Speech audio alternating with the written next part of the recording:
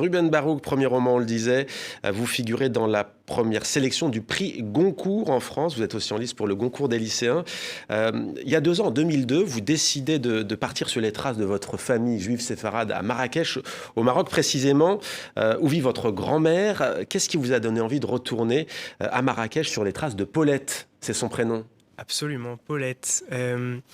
En fait, c'est pas tant une envie. On n'a pas eu le choix au moment où on est parti. Donc, Ouais. effectivement, on est parti en mars 2022, ma mère et moi, à un moment où ma grand-mère ne se sentait pas bien. Effectivement, ma grand-mère vit au Guéliz, donc Ouais. dans ce quartier-là de la nouvelle ville de Marrakech, par opposition à la Médina, qui est la vieille ville. Ouais. Elle a toujours vécu là-bas et des générations avant elle ont vécu là-bas aussi. Mmh. Et elle se plaignait d'entendre un bruit, Ouais. ma grand-mère, qu'elle n'arrivait pas à nommer, qu'elle n'arrivait pas à identifier, qu'elle n'arrivait pas à débusquer. Ouais. Et donc, il a commencé à naître une certaine forme d'inquiétude entre ma mère, les frères et sœurs de ma mère, les cousins dispersés un petit peu partout, en France, au Canada, aux États-Unis, en Israël aussi. Ouais. Et ma mère et moi qui vivions à l'époque en France et qui vivons toujours en France Mmh. aujourd'hui, on décide de partir sur ça avec plein d'hypothèses dans les bras et prêt à identifier, à trouver et à chasser ce bruit qui Mmh. mène la vie noire à ma grand-mère. Sauf que personne à part elle ne l'entend. Sauf que quand on arrive, effectivement, on arrive et on va dans sa chambre, dans son appartement où tout est encore très figé, je veux dire en comparaison au moment où j'y allais quand j'étais petit. Mmh.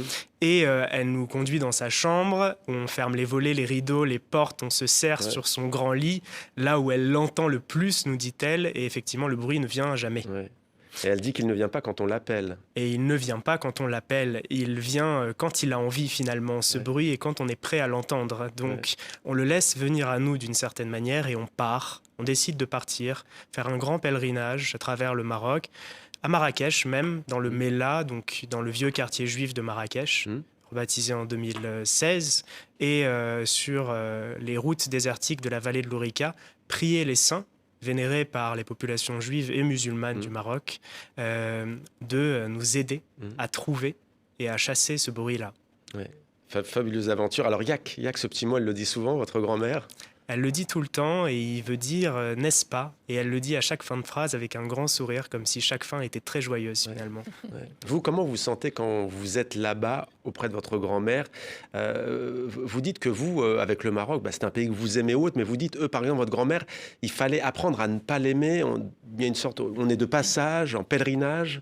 Et c'est cette atmosphère qui nous suit tout au long du roman. On est dans un grand pèlerinage. On est dans un grand pèlerinage et plus encore en fait que ce pèlerinage, ne pas apprendre à aimer le Maroc, c'est une manière de dire que le Maroc et toute son histoire se dérobe sous nos pieds. En tout cas, ce qu'il a été, en tout cas le Maroc que ma grand-mère préserve et protège, qui est un Maroc qui nous ramène 60 ans en arrière presque, vers la fin des années 60, quand les Juifs sont partis. Au moment où il y a eu les conflits entre Israël et l'Égypte. 1967, vous évoquez notamment, effectivement, là, ça s'est compliqué. Absolument. Et ça s'est compliqué à l'intérieur du pays aussi, de manière endogène.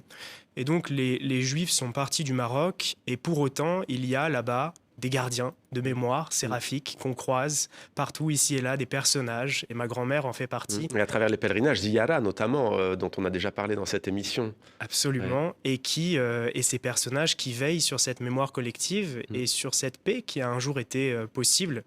Et vous écrivez d'ailleurs, hein, à Marrakech, l'arabe a quelque chose de juif en lui.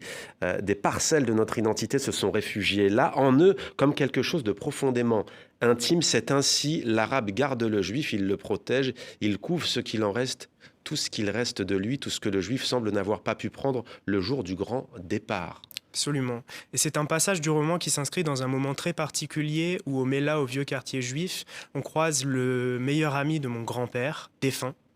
Le meilleur ami de mon grand-père qui s'appelle Emad, qui est musulman et qui a repris le vieil atelier de mon grand-père tailleur pour en faire autre chose.